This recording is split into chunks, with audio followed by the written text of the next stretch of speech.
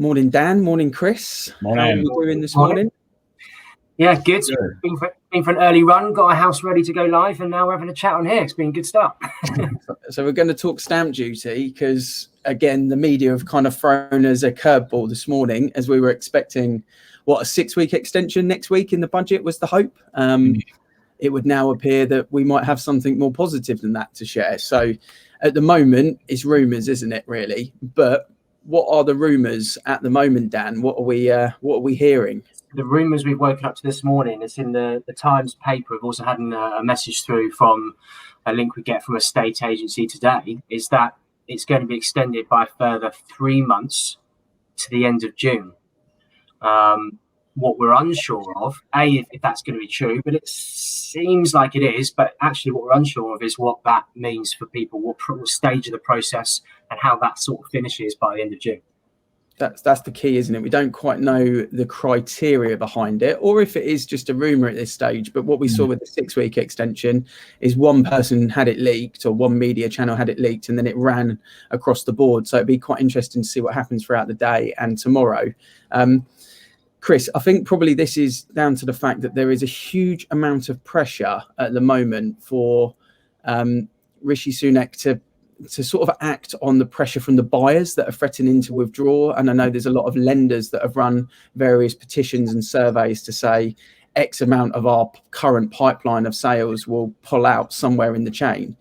Do you think he's kind of seeing, actually, although it's going to cost us a lot of money, the pressure there to keep the economy and keep the world or the UK positive is now toppling, and that's maybe why this 3-month extension might come in?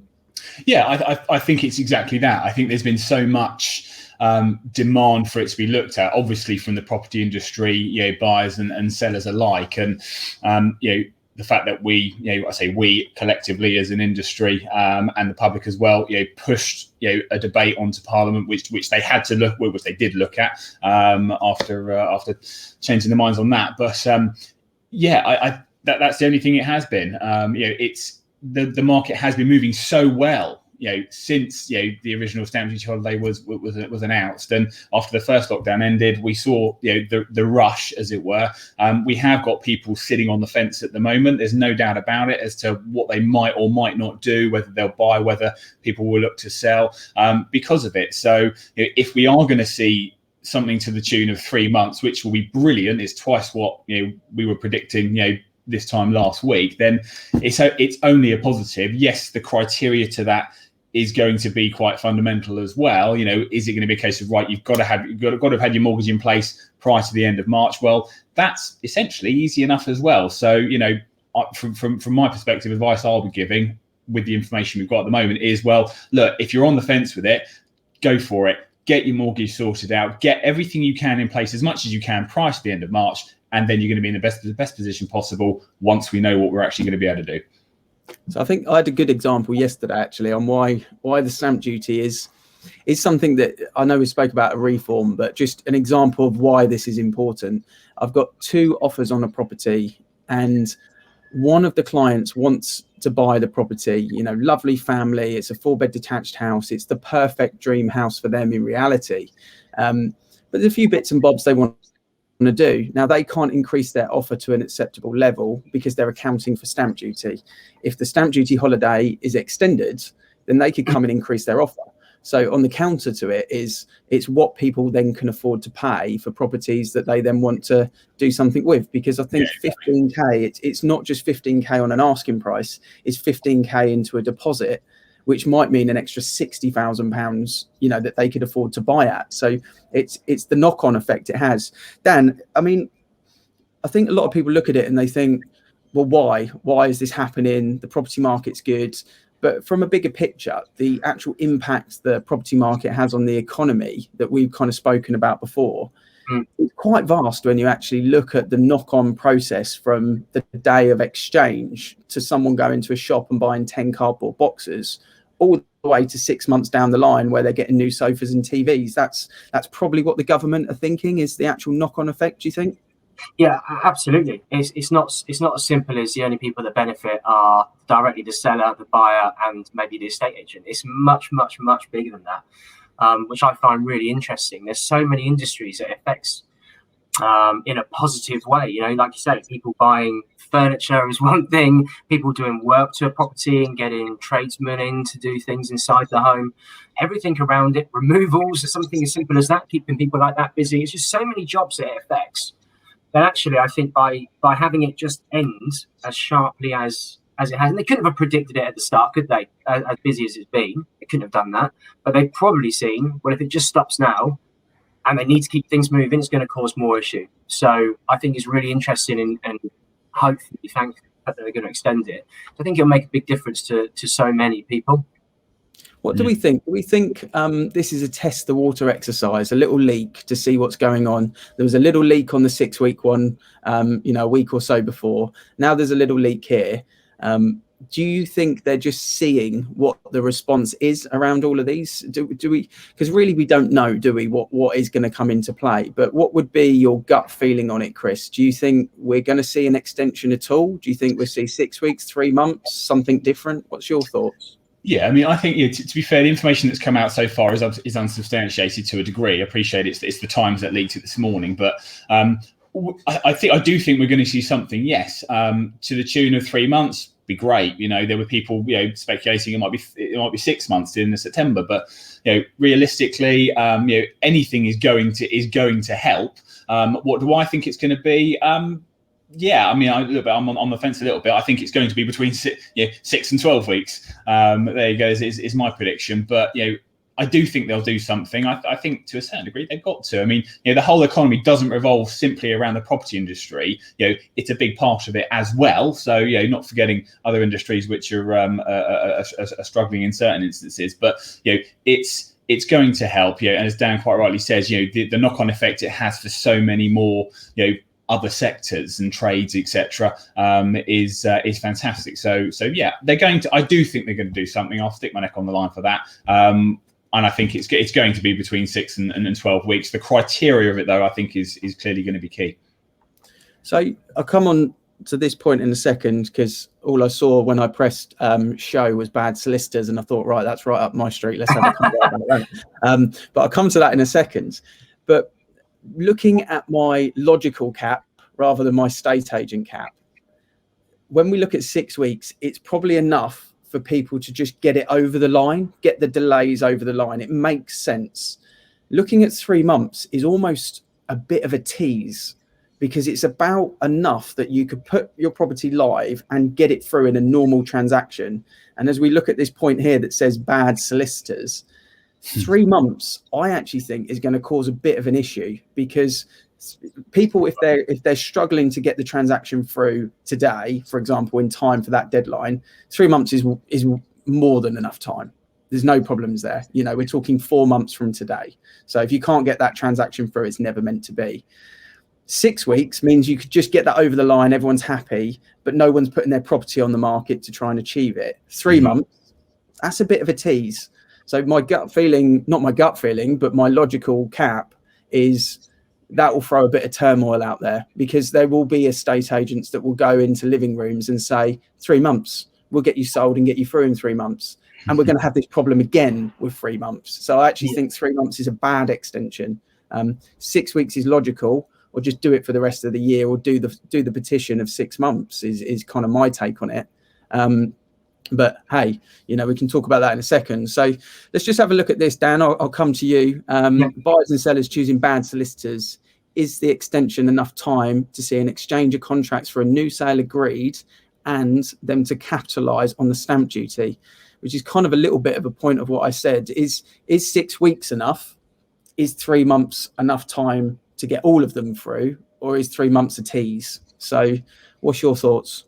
My answer is no. So if it's 3 months, it's really not going to, I don't think it's going to be in the benefit of people listing their property at the end of March to try and get it through by end of June. Because like you said, you're going to have the same challenge again. And the government can't continue to increase it, because, where's the end of it?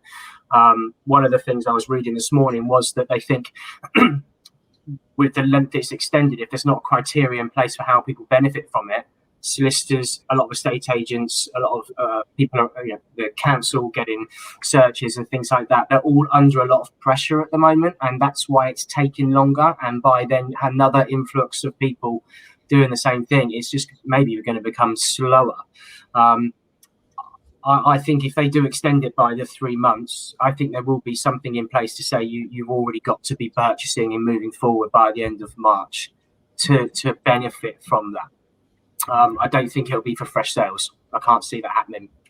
Yeah, I think it's very interesting to see, and I'll come to the sort of backup really of a solicitor, which I haven't done so far, but I don't think there's such a thing as bad solicitors. There's bad processes within a practice, and a lot of that often comes down to the margins that they make on the case. And it's our fault as an industry, you know, between the three of us sat here, you know, the best part of 40 years worth of experience, and what we've seen over that period of time, maybe more actually. But what we've seen over that period of time is estate agents squeeze conveyancing panels for their markup, their margins, which just drops the quality of service. And at the moment, we're having frustrations with solicitors because they won't talk to an estate agent, or they won't answer the phone, or they don't reply to emails because they're so busy. And I think that's where we question, is there enough time? 6 weeks, I think, is okay. 3 months, I think, causes a completely different issue potentially as well. Chris, from your perspective, what do you think is the answer to all of this long term? What's the long term answer? Not what happens in the budget next week, but what do you think is the long term answer for stamp duty? I mean, the problem is there's no one likes stamp duty. You know, let's face it, we all hate it. You know, we've all paid it on properties we've bought in most instances, and you know, there's always been talk about them staggering it, you know, making it fairer, having more increments on, you know, the levels at which it comes in and the level, you know, of which you'll pay. And I don't disagree with that. I think, you know, the current system we've got is, you know, is certainly fairer than it used to be. Go back 10 or however many years, where it was obviously, as soon as you went over the 250 grand, it was 3%, and therefore it alienated property being marketed at between 250 and 275, didn't it? And it was a nightmare. Whereas we haven't got that issue anymore. So I think, you know, the system we have in place certainly now is better than it used to be. Long term, though, you know, I would like to see them stagger it, make it fairer. They're not going to get rid of it, obviously. You know, it's too much of a good income stream. So I get that, but I still don't like it, obviously. But I think it would be nice to see it made a little bit, I say fairer, just I think, you know, having a wider bracket, or, you know, more increments, sorry, should I say.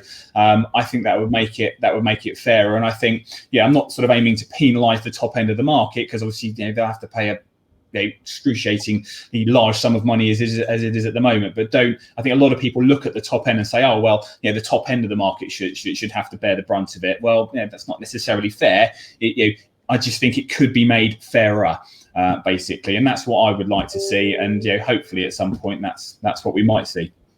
Who knows? Give us a call, Rishi. We're here. We're on StreamYard. We're here for advice. You know, we've got the experience. We'd love that. Get her in the fourth box. That'd be great. Yeah. There's a space right there. As well. We love that. Yeah, we're happy. Or Boris, you know, we're happy to get Boris on here as well. Come chat. Yeah, it's good. It's good for engagement. I'm sure there'll be a lot of questions. And Andrew, one of our partners, morning, Andrew.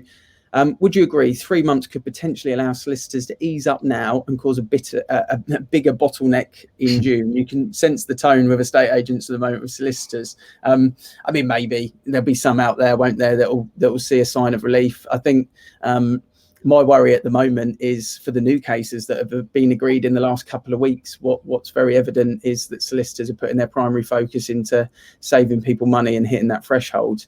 And a lot of the new cases, you really have to work quite hard as an estate agent to make sure searches are paid for, contracts are being sent out, and inquiries are being raised on the new sales. That seems to be, you know, something that's almost pushed to one side. So yeah, maybe Andrew, maybe that happens, but I'm hopeful that, you know, it's a profession that a lot of people respect, and hopefully that won't happen.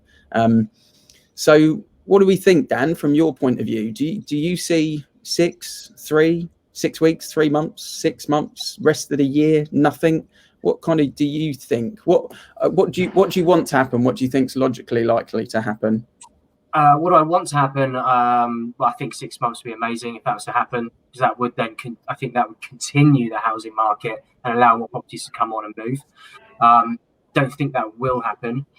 I think it will be the 3 months. I actually think, whilst it's not concrete, the news you've had this morning seems to make sense. That there'll be a 3-month extension, but it will be for people who have got a mortgage or a process, some sort of proof in place before the end of March to be able to have a chance of seeing that through.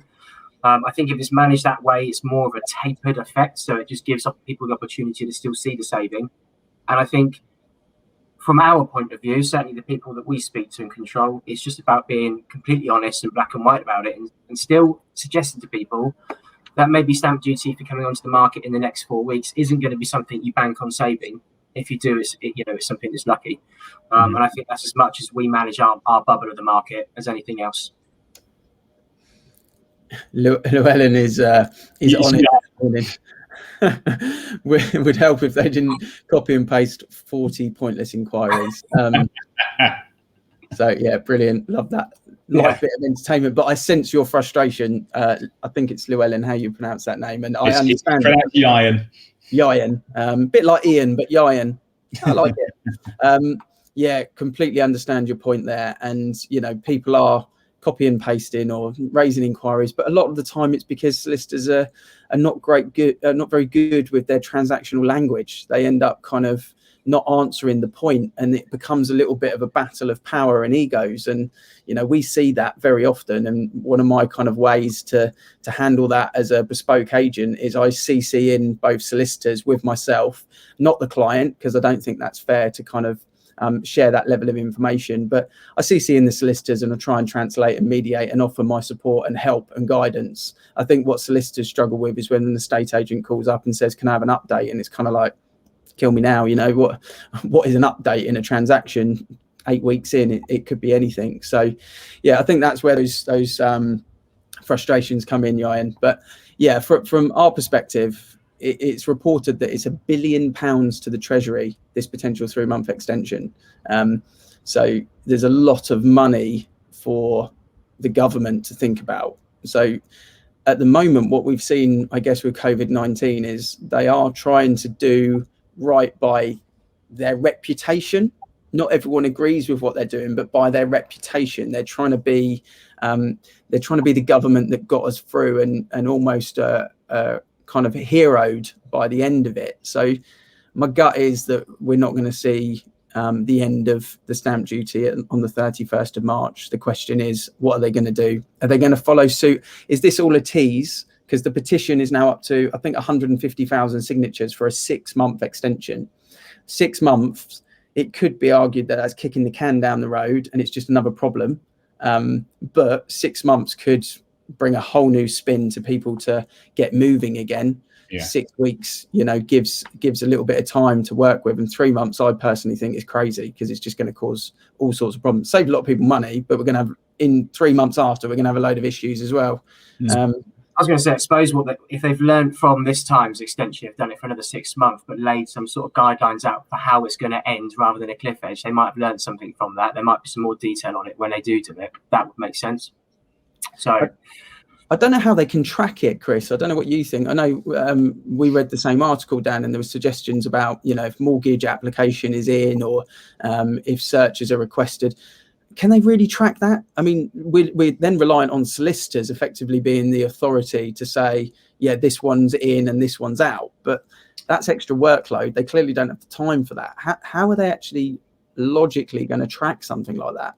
I mean, yeah, you're right. I mean, it could also be tracked via the lenders as well. They're the ones obviously rubber stamping the mortgage offers, aren't they? So it could be done that way as well. That would probably be easier rather than relying on the solicitors to do even more work at the moment, given that it'll certainly increase the pressure on them anyway. So I think logically that's the only way that they will be able to track that, if that's part of the key criteria that they're going to put in, of course. So there are still many unknown variables that can obviously affect all of this, and I think there needs to be some criteria, because again, as Dan says, you don't just necessarily, I don't think we want a cliff edge come end of June, end of March, whenever it's going to be. I think it needs to be perhaps a slightly more staged approach to it. So up until this point, if you're this far along the line, yes, but I don't know, there's lots of different ways that we could suggest they do it, but how they do it obviously still remains a mystery until we obviously find out next week. Who knows? Who knows? One thing is for sure, we will definitely be going on StreamYards either on the 3rd or on the 4th, because we've got a lot to talk about. There's going to be a lot of avocado StreamYards going out. So if you're watching this and we're not live because you're watching the repeat, fire the questions in still, because we can still respond. We can still answer those. We see them every time a comment comes in. If you are unsure of what to do and you're currently sat on the market with another estate agent, maybe you're not getting this level of information from them or communication, get and reach out to Avocado. Jump on the website, Avocado Berkshire, Avocado Surrey, Avocado Hampshire.co.uk. Jump on the website, have a chat with one of us, because we will give you some advice on what to do and how to respond accordingly to make sure that you can sit within this potential saving, if it is 6 months, whatever it turns out to be. So if you're on the market at the moment and you're frustrated, give us a shout. We deal with a lot of transactions where another estate agent has attempted, they've been too busy, people feel like a number, and then they've come to us and we've managed to achieve the sale. I guess that's part of what we specialize in, with a difference of marketing. Anything to add from your perspective, Chris? Anything exciting? Any pearls of wisdom? How are things in Camberley? Are you enjoying yourself at the moment? I'm having a great time. Yeah, thoroughly enjoying it. I've got a couple of new listings coming up later this week, a particularly special one as well, which we're filming today. We've got the drone pilot coming over as well. So yeah, look, it's good. It's busy. Same problem that everyone else has got. Not enough properties. What is coming on is selling relatively quickly. Average time for me at the moment is about 2.5 to 3 weeks still. So it's still moving pretty well. Good prices being achieved. So yeah, usual problem. More. Sounds good. And Dan, take stamp duty to one side. The coming out of lockdown plan was put in play, or was spoken about this week. I think something that's quite big is the 8th, with kids going back to school. I think Chris mentioned stock there. There is a good opportunity, or a good chance, that a lot of people were not putting their property on the market while they're homeschooling, and while they've got the kids obviously at school, at home. Now they're going to school physically. There is a very good chance that what we might see is people start to move again, because the kids back at school is what I would expect. So people thinking about getting valuations and moving, are you finding an uplift since that lockdown plan was released? Are you seeing more valuations? Yeah, well, to be fair, we've had quite a consistent number of valuations, and it's been a real sporadic reason for people moving. But what I've seen, which is really filled me with confidence, is that the last 4 weeks where we haven't had any news on stamp duty really been extended, people are still wanting to move, and I think for loads of different reasons, and I think everyone still does. I think really positive news that there's a guideline to get out of, I suppose, the pandemic side of things and lockdown and feeling better. I just on a personal note, I feel more confident and happy because I know there's a means to an end. I think when everyone's been in lockdown recently, because we didn't know when it was going to end, it's difficult to sort of keep going, isn't it? But even though it's not, maybe right at the end is June the 21st, a little while away, there's something to aim towards. So I think that's really good. But we're still seeing a lot of properties come on. I do think that you're right. I think when kids go back to school, there'll be families that want to move. One thing I will say, though, and just from my experience, is certainly the areas we work in are quite family orientated. There's a lot of family homes, and there's a lot of schools in the area. Usually speaking, in the summer, the market goes a little bit quieter because people go away and on holiday.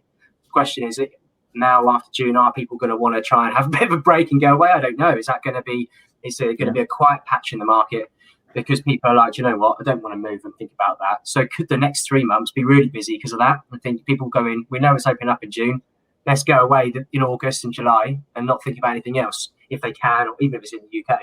So I think we might have a few really busy sort of 3-4 months, and then I think it will quiet off a little bit. So that's my Good, very good. And I think as we talk about that, what comes next with the market, it's very important that you identify the new trends and you think about the space you've got in your garden for a home office. You think about your garage that can be converted. Is the dining room now a playroom? That's what you've got to be talking to estate agents about, is where's the gold dust in your home that's going to get you maximum value, when you do decide to sell. So enjoyed this chat, gents. We've got a webinar in 20 minutes, so we're going to jump on that. But like I say, if anyone's got questions, fire them in the comments. We'll answer them all day. And we will see when the next time we jump on StreamYard, what changes have happened in that next 48 hours or 72 hours. So yeah, stay tuned. See you later. This time next week. Cheers, guys.